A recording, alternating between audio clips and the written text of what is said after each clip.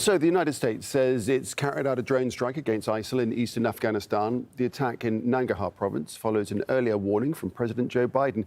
He said his forces would hunt down those behind Thursday's suicide bombing outside Kabul airport. At least 175 people were killed, including 13 U.S. troops. Well, the U.S. Embassy in Kabul is warning Americans against traveling to the airport because of security concerns. The Pentagon says specific credible threats against the facility remain. Officials say any Americans who are waiting at the airport should leave immediately. The United States and allied forces are racing to evacuate their citizens and vulnerable Afghans before a deadline to withdraw troops on Tuesday.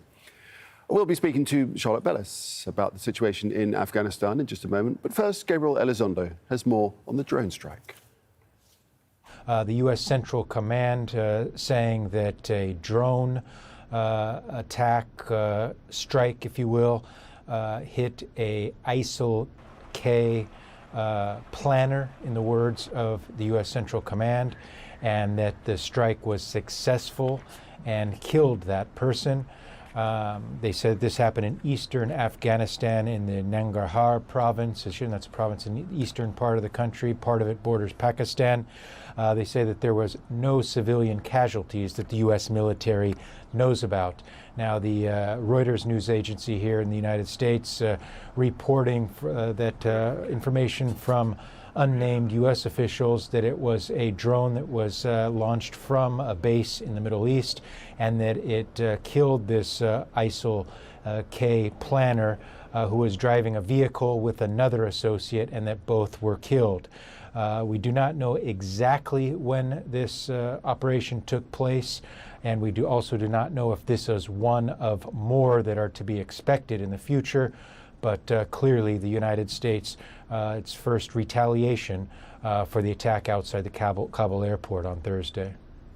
All right, let's speak now to Charlotte, who's live for us in Kabul. And Charlotte, I understand you've just been up to the airport, and as the deadline draws near, I'm wondering who's in control there. Yeah, so last night we were told by some Taliban contacts that they were moving more forces inside the airport perimeter, what they were calling their Victorious Strike Force units, which are essentially like their version of special forces, and that they've moved more of those personnel inside the airport.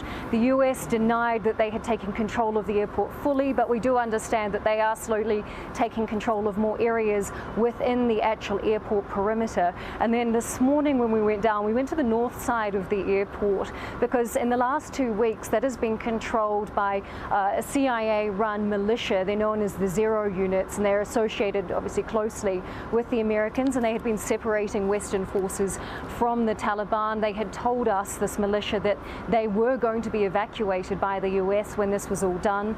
This morning we went down there. Sure enough, the Taliban had taken control of the northern perimeter. They said the handover began around 7 a.m. local time. We could see pockets of these Zero units surrounded by Taliban, and these two groups have been arch enemies for some years now. They'd been surrounded, and the Taliban was slowly taking control of that stretch. So certainly as this winds down, the Taliban picking up more areas of the airport. And what about the evacuations? What's happening there?